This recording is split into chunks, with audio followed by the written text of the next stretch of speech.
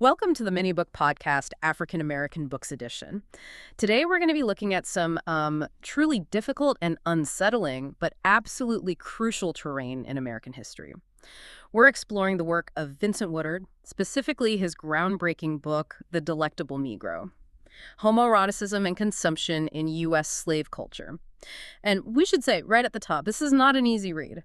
It really asks you to look at the institution of slavery through a new lens, one that's frankly very uncomfortable. It is. It forces you to confront histories that have been, intentionally hidden or just dismissed for a very long time. Exactly. We thank you for listening, and please consider subscribing for future content. The title itself, The Delectable Negro, is designed to be provocative, right? Thanks. It signals straight away that we're moving past the usual discussions of labor and economics. We're getting into hidden hungers, shocking intimacies. Right, and a level of dehumanization that really challenges the standard historical accounts of the American South. Woodard's core thesis is, it's nothing short of revolutionary. Yeah. He argues that slavery wasn't just forced labor. It was an institution built on this incredibly complex, racialized homoerotic dynamic. And this dynamic was rooted in the literal and symbolic consumption of Black people by white society. And when you say literal, you mean literal. That's not hyperbole. That's not hyperbole. Yeah. He builds a whole framework for understanding power, where the enslaved body becomes a resource to be, ingested. Yeah. In every sense of that word. That distinction you just made between literal and symbolic consumption, I think that's so crucial. And it's probably where a lot of readers have to pause and really think. Of course. It forces you to rethink what it meant to be property. Woodard's sources demand that we consider the potential for actual, gustatory consumption. Yes, alongside the psychological and social consumption that sustained the master class. So it's all intertwined. Exactly. The psychological part is the erasure of identity, right? Yeah. The sexual part is the objectification, the use of the body. The economic is the theft of labor. But Woodard insists we have to add that literal gustatory dimension to the conversation. They were all part of the same logic. And it's not just about white desires, is it? He's also meticulous in exploring intimacies and desires between Black people themselves. He is. And he frames those relationships as a form of resistance, a way of defining oneself against this consuming culture. The whole book is really grappling with this one haunting question. How does it feel to be an edible, consumed object? It's a terrifying question. Just the phrasing of it positions a person as raw material. It does. Now, before we really dive into the evidence, I think it's important we acknowledge the history of the manuscript itself. It gives really important context. It does, yes. The editor's note by Justin A. Joyce, it explains that Vincent Woodard was facing very serious health issues while he was completing this work. And because of that, there are some unavoidable gaps. Some citations are incomplete, some factual ambiguities exist. Which is just a difficult reality when you're sourcing such taboo subjects. The archive itself is often silent. Right. But Joyce is very clear that despite those gaps, the ideas Woodard is introducing are fundamentally groundbreaking. They're essential for scholarship. And that ties right into the challenge of even interpreting this material. E. Patrick Johnson's foreword makes a great point about how our modern words, like homosexuality, right, they might not be adequate, they might not really capture how desire and intimacy actually functioned in the 19th century, where power was everything. We have to be so careful. If we just slap a modern label like homosexual onto a 19th century interaction, we risk completely misunderstanding the power dynamics. Or worse, erasing the agency of the enslaved person. Exactly. We could just be imposing our own categories onto past behaviors that were really about survival, power, and this deep racialized objectification. So we need new tools, really, a new framework to analyze this racialized desire. A framework that Woodard insists has to begin with the reality of consumption. Okay, so let's get into that first section where he really establishes this framework. He does. He forces us to consider consumption beyond just a metaphor. He takes the most taboo idea possible, cannibalism, and he treats it not just as a symbol, but as a potential reality of slavery. Why was it so important for him to make that shift, to move it from metaphor to potential fact? Because if you accept even the possibility of literal consumption, it changes everything. Slavery stops being just an institution of labor theft with occasional violence, and it becomes one of existential consumption. Where the very body, the existence of the enslaved person, is viewed as raw material. Precisely. Woodard finds evidence in slave narratives, in historical sources, that strongly suggest white people may have, in some horrifying cases, literally consumed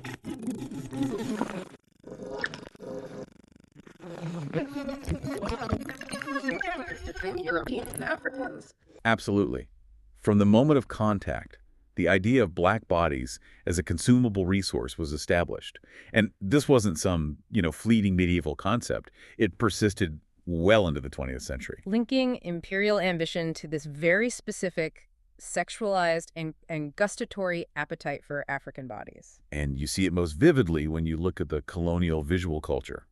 This is where the argument becomes so disturbingly clear. He brings up these examples from European magazines and cartoons. The French cartoon from 1911 Yeah. from the magazine L'Art. Yeah. It's a bongo man, literally depicted on a skewer, Yeah. ready to be carved up by Europeans with knives and forks. And they're not just torturing him, they're preparing him for a meal. It normalizes turning a person into food. And the political connection is so explicit in that one. The man has Congo tattooed on his loincloth. So it's connecting the colonial division of Africa, the theft of land, with the idea that the African male body itself is available for consumption, for division. And then there's the Belgian cartoon from 1937.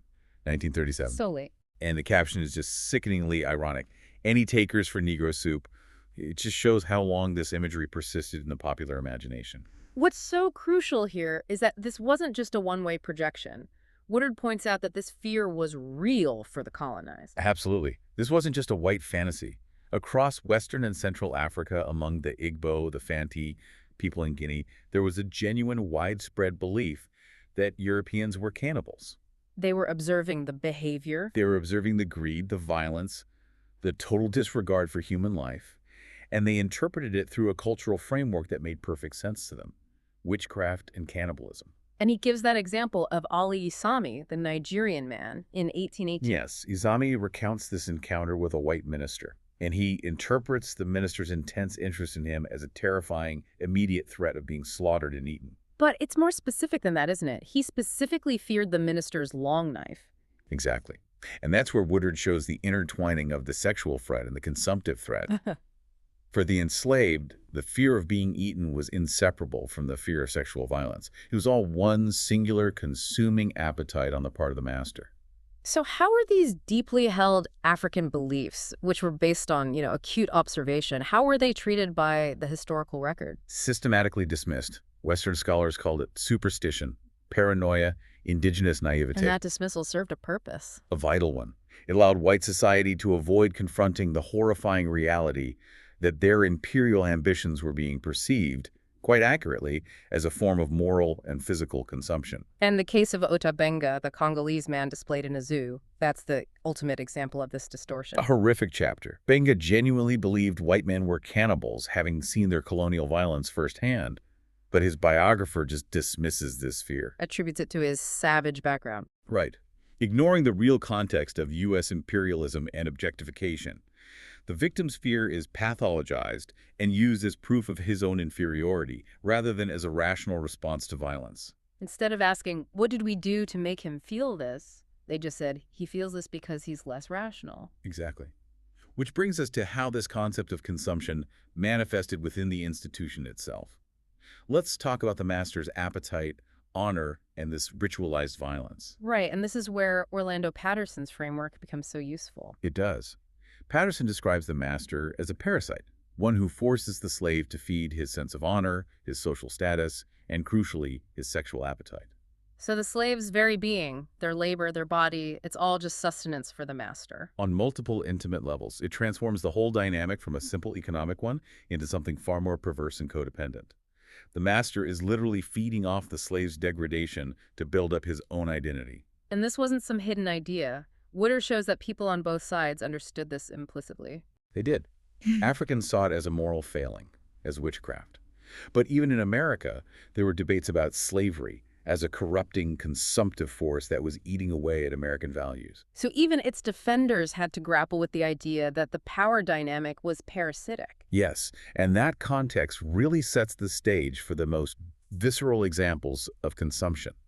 Woodard starts with that chilling account of the master, Lewis, and his slave, George. Where the sources suggest Lewis subjected George to a punishment that might have involved the literal consumption of his flesh. And this incident is so revealing because it connects domination, consumption, and this warped code of honor. It wasn't random cruelty. It was a ritual performance to assert absolute control. The details surrounding it are key, though. The secrecy. He bolted the doors, threatened witnesses, secretly reburied the remains. Right. If this was about his honor, why did it have to be hidden? That's the paradox of parasitic honor. He needed the act to feed his ego, but he had to hide it to maintain the public image of the benevolent Christian slave owner. Admitting to that level of barbarity would contradict the whole justification for slavery. Exactly.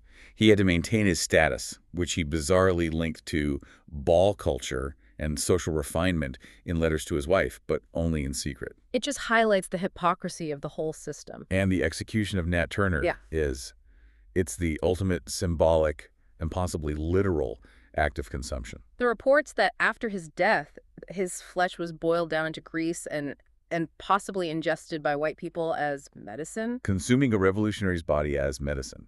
To cure the anxiety he created. It's so deeply symbolic. It's the perfect illustration of Woodard's entire thesis. It's the convergence of sexualized violence, the erotics of taste, and this distorted white male honor. By literally internalizing the body of the defeated rebel, the white community confirmed their total dominance. And this logic of racialized consumption, it plays out so dramatically in survival situations. When the social constraints disappear under duress, the ingrained racial hierarchy is laid bare. The maritime examples are horrifying. The Essex shipwreck, the one that inspired Moby Dick.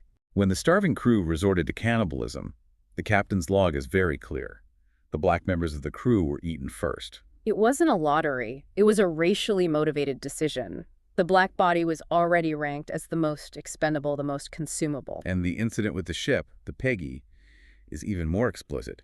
The white crew, facing starvation, consciously decided to eat the enslaved black man first, before even drawing lots among themselves. So the hierarchy was literally built into the survival mechanism. It was, which leads us into how this institutionalized hunger manifested through sustained, ritualized violence. And Woodard starts with this really powerful critique of the language historians use.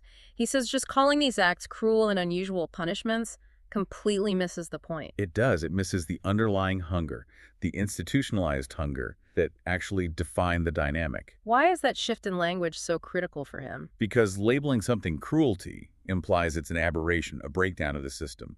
Woodard is arguing that these acts were the system. They weren't random, they were deliberate, ritualistic mechanisms. Exactly. For preparing the enslaved person for continuous consumption, cruelty is random, hunger is purposeful and institutionalized. Which brings us to the seasoning rituals he details. These were not just beatings. No, they were systematic. Inflicting trauma until the skin was raw and bloody, and then applying these specific mixtures. Ground brick, lard, salt, pepper, turpentine. It's a deliberate, almost culinary preparation. It's literally seasoning human flesh, preparing the body for metaphorical consumption by the master, making it palatable for control. And substances like ground brick or turpentine suggest an intent far beyond just pain. It's about purification, preservation. It's the ritual process of turning a human being into a durable piece of property. The narrative of James L. Smith provides this devastating personal account that ties all of it together: the sex, the violence, the hunger. The ship captain's behavior is so contradictory. He starts by admiring Smith's physical appearance, this almost aesthetic appreciation. But then immediately follows that desire with brutal treatment, stripping him naked, whipping him. The switch is instant. And he derives this perverse pleasure from it, talking about the music of the whip on Smith's flesh. Smith's body becomes this object of both desire and control. And the captain has to degrade the object to justify his dominance. This act of seasoning positioned the captain as an intermediary in a human food chain, feeding his own ego on Smith's submission. But Woodard argues there was also a more refined appetite among some slave owners. Yes, this is consumption disguised as benevolence. You see it in figures like Edward A. Pollard, who called the Southern Negro the most lovable of creatures in his place. That phrase, "in his place," says everything. It's the affection you have for property that performs its role well. It's affectionate objectification. We see it in the treatment of enslaved people as pets. They were conditioned to be these domesticated objects, which reinforced the illusion of white benevolence. So the masters could tell themselves how kind they were. But it was just another insidious form of consumption, shaping the enslaved person's identity to fit the master's desires, consuming their independence. This whole system, It shows that consumption wasn't just a side effect of the violence, it was the root philosophy of the entire structure. And now we have to turn to how enslaved people fought back against this culture of being consumed. And Frederick Douglass is one of Woodard's most complex examples. Woodard looks at Douglass's lifelong struggle with being consumed and his quest for self-definition. In his narrative, Douglass links mental violation and sexual abuse.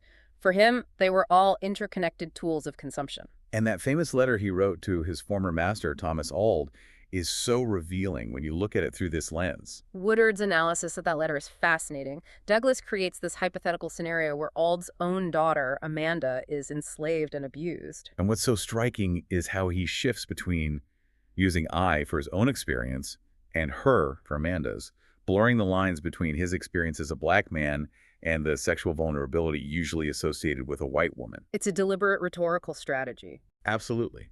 It challenges all the 19th century ideas about masculinity and femininity. Woodard suggests that Douglass's allusions to himself in these feminine terms, or as sexually vulnerable, might show what he calls a regenerative capacity. Can you explain what regenerative capacity means here? It means transforming the stigma. By embracing the very vulnerability and feminization that the master tried to impose on him, Douglass found a way to subvert the culture of consumption. So he takes control of the terms of his own objectification. He turns a source of shame into a source of self-defined power. It's a defiant act of reclaiming his own identity. And he saw the plantation as a microcosm of the entire nation, didn't he? An incestuous household nation. He did. And in searching for a space for black male identity outside that abusive structure, he envisioned something Woodard calls homosocial maternity. Okay, that's a very abstract term. What exactly does homosocial maternity mean in this context of resisting slavery? It's complex, but it's essential to his thinking. Douglass was looking for a way to create a black identity, a black nation, that wasn't dependent on the white patriarchal structure. Yeah.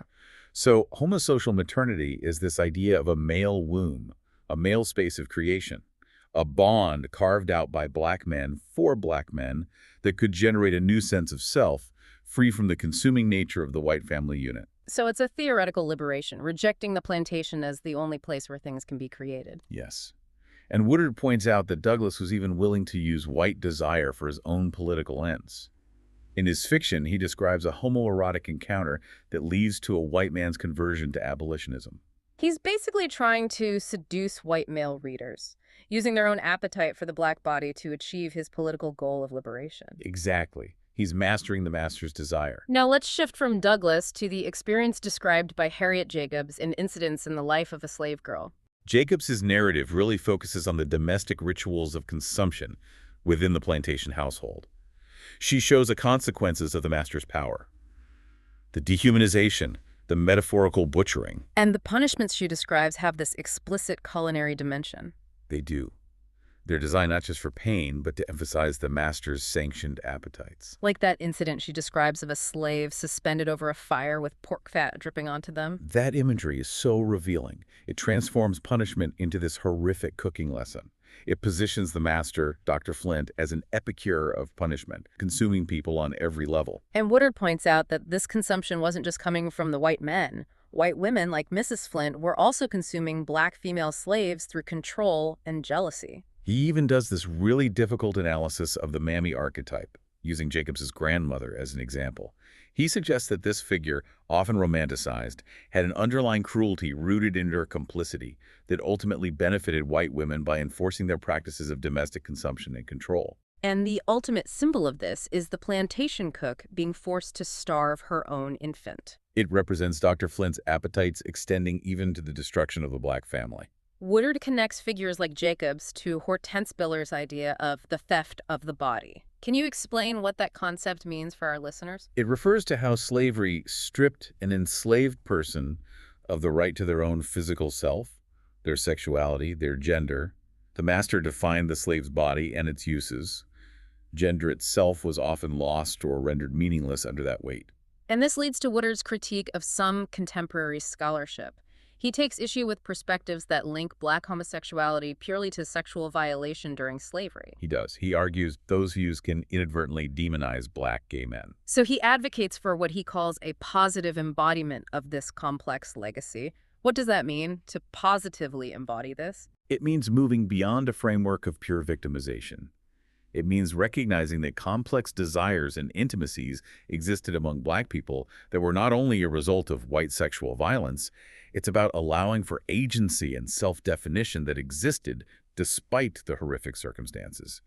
To allow Black queer identity to be rooted in its own history, not just in trauma. Which is such a necessary evolution in thinking. And it leads us right into the final section, the unspoken histories.